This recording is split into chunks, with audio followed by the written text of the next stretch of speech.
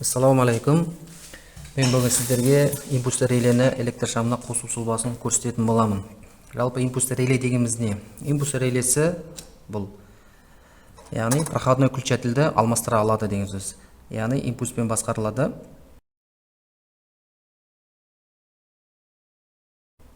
Импульсті реле мүмкіншілік береді, яғни электр шамын, мысалы коридор болатын болса, оны 3-4 немесе 5-6 жерден басқаруға болады.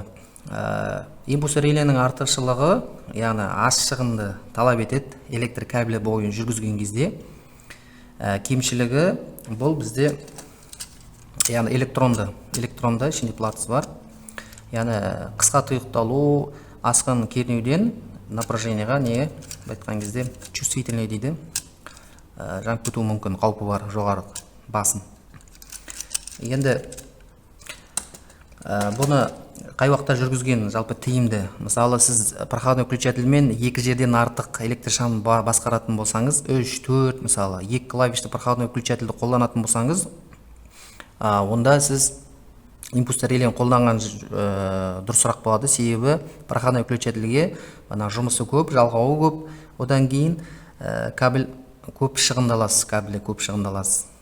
Ал импульсті релеге тек қана кабельге, яғни включательдерге 1 квадрат, 0,70 квадратты 2 жылды кабель жеткілікті болады, яғни басқаруға. Импульс берсе, импульс релеге жеткілікті болады электр шамын жағуға. Артықшылығы өте сол жағына басым болады. Енді импульс реленің түрлері өте көп.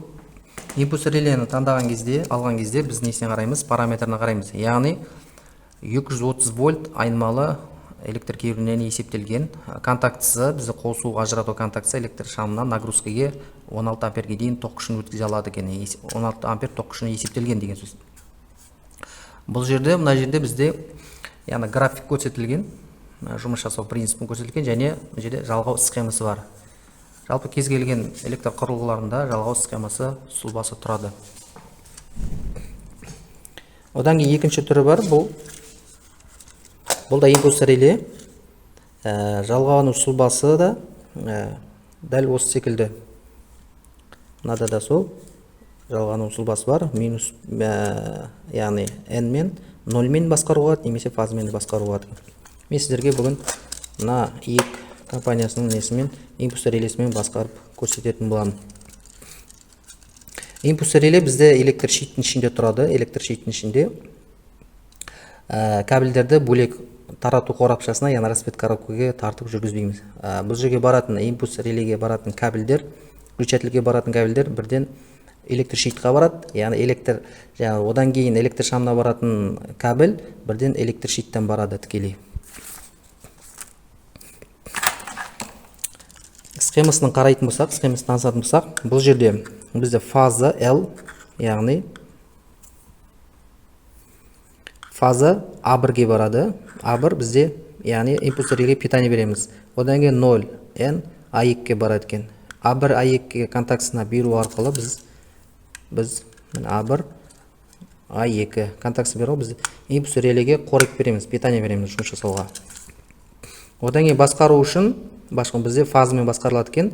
Фаза L барады да включатель арқылы өтеді екен.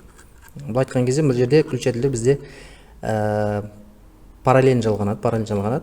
Яғни фаза бізде питание включатель арқылы өтіп, S деген контактке барып, импульс реле команда береді, қос деп. Яғни контактісін өзін қосады. Оның контактісі мына жерде тұр, міне бізде 11, 12, 14. 11 мен 14 бізде ашық контакт, 12 мен 14 12 жабық контакт деген сөз. Бізге керек болатын контакт қазір 14-ші контакт, ашық контакт. Қозғалмайтын контакт бұл 11. 11-ге фаза береміз, одан 14-тен электр шамын жалғайтын боламыз. Ең әуелі мен A1 A2-ге қорек беремін. Одан кейін мынандай бөлек схемасын сызып қойдым, осы бойынша түсіндіріп отыратын боламын. Менде басқару бөліміне мына автоматты қолданатын боламын. 0-ге нолевой шины қолданамыз. Яғни электр щитта нолевой шинға нөлдер жиналады. Қоңырсын менде фаза беретін боламын. Қоңырсында фаза ретінде аламын.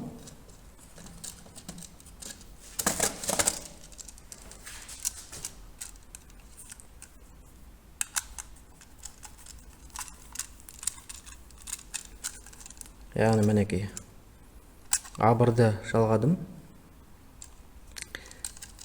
фаза беретін болам. Одан кейін А2-ге 0 беретін болам.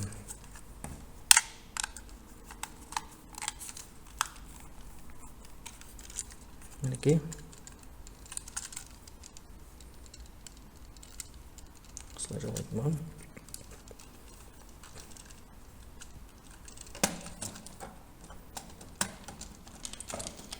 Фазаны автоматтан алам.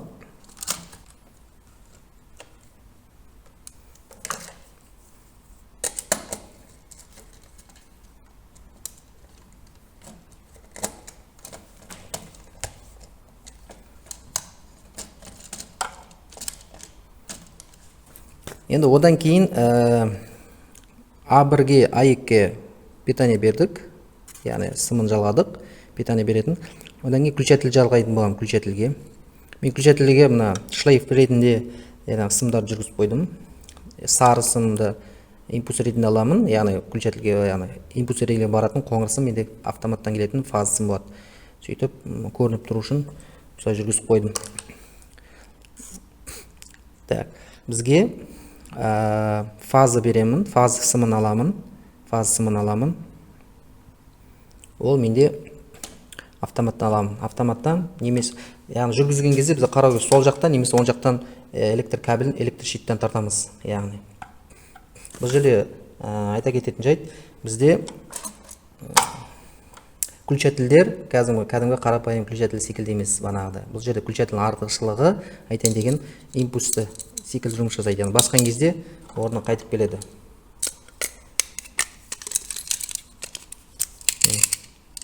Басатын болсаңыз, бастыңыз, жібересіз. Осылай жұмыс жасайды. Осындай импульс релені жалғайтын болсаңыз, осындай включатель алу керек болады. Осындай импульс релеге арналған, яғни қайтпалы включатель деп айтады.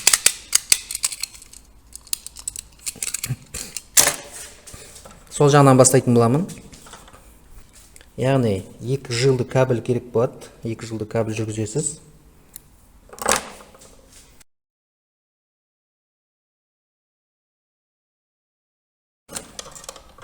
Менде сары сым импульске баратын болады. Яғни импульсный релеге баратын болады. Қоңыр сымда фаза алатын боламын.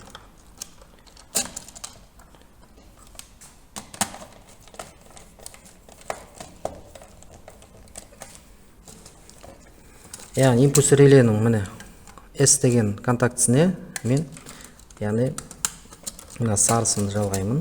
Сары сымды.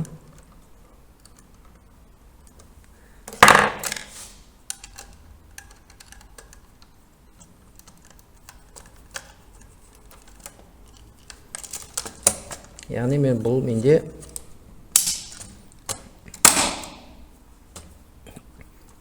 электр щиттен 2 сым шығады, фазы мен біреу импульске релеге баратын сым және біреу фаза сым, яғни фаза включательге барады. Бұл жерде включательдің жалғай ешқандай қиыншылық жоқ. Бұл жерде 2 контактылы включатель бізде. Яғни включатель мінекей бізде 2 контактысы, міне бірінші, екінші контактысы. Яғни ешқандай айырмашылық жоқ. Қай жағына жалғайым десеңізде, фазаны жоғарыдан бересіз бе, емес мына жағынан бересіз бе, ешқандай айырмашылық жоқ. Тек қана өзіңізге бір бағыттап аласыз.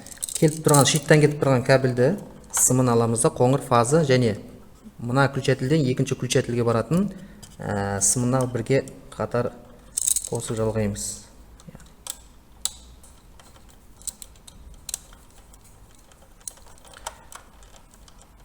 Бұл жерге бана айтқандай 0,75 1 квадратты кабель жеткілікті болады. Яғни бұл импульс береді, тек қана ешқандай нагрузка жоқ бұл жерде. Одан кейін 2 сымды сарыны мен астына жалғайтын боламын. Астындағы контактқа жалғайтын боламын.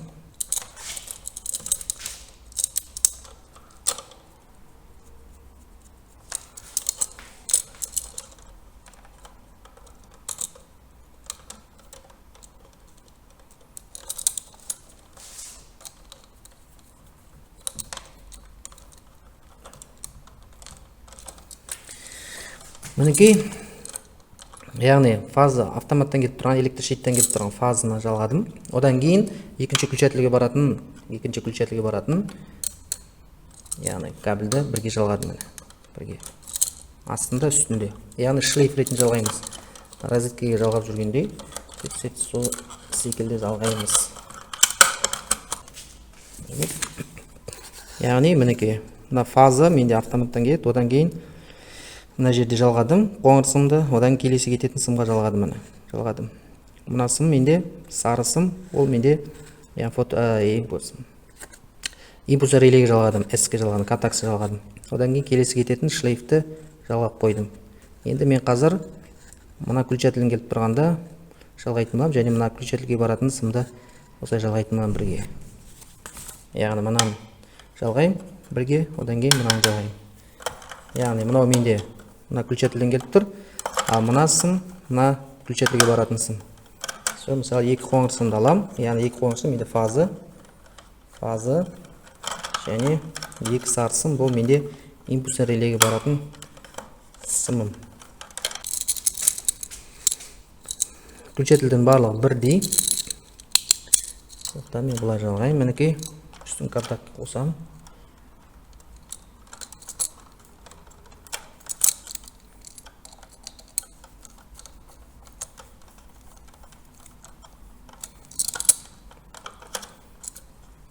Одан кейін астыңғы контактке жалғаймын.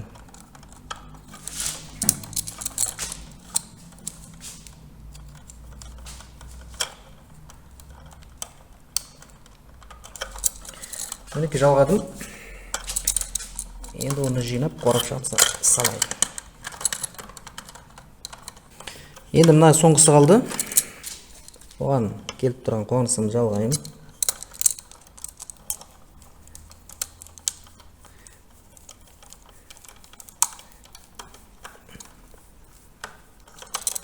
Мінекей, үстен бердім. Енді астынасына қосатын боламын.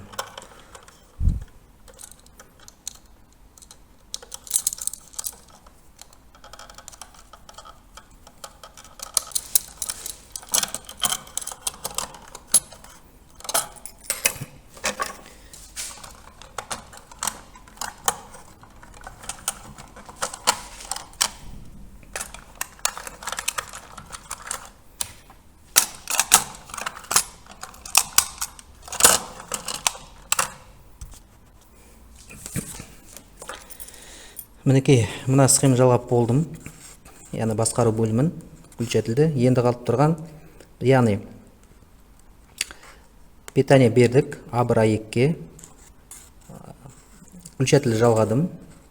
Енді қалып тұрған фаза алып, яғни электр шамы қалып тұр. Бізде электр шамы мысалы жалғаған кезде коридорда мысалы бір немес бірнеше электр шамы болады мысалы. Сол кезде мысалы оған бөлек автоматты қойған дұрыс болады. Мынау менде басқару бөліміне автомат болатын болса, яғни импульс релеге қорек береді, одан кейін включательге береді. А екіншісі автоматта мен бөлек бағанағыдай мына контактысын өткізіп электр шамына жалғасақ дұрыс болады. Бірақ менде қазір бір автоматтан осы автоматтан ала беретін боламын. Схема қарайтын болсақ, 11-ші контакт бізде қозғалмайды контакт, фазы берем. 14-ші контактқа лампочканы жалғайтын боламын. Фазаны мен автоматтан алам, 11-ге берем.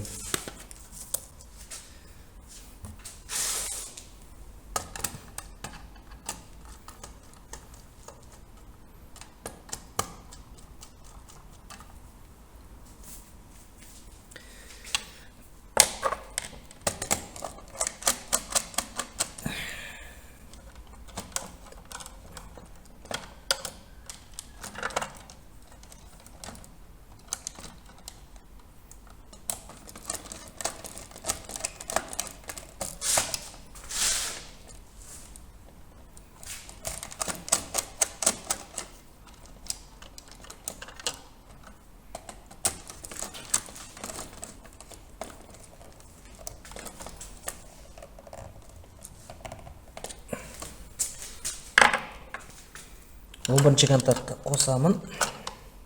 Импульс релені.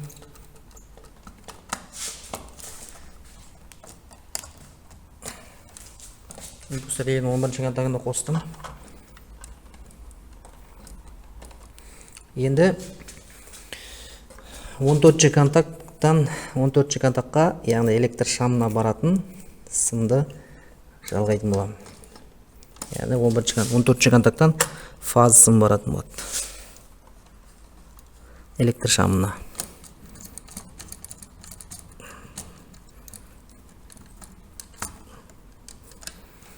Мен де лампочка жалғадым. Енді электр шамынан келетін нольді мен нулевой шинаға жалғайтын боламын.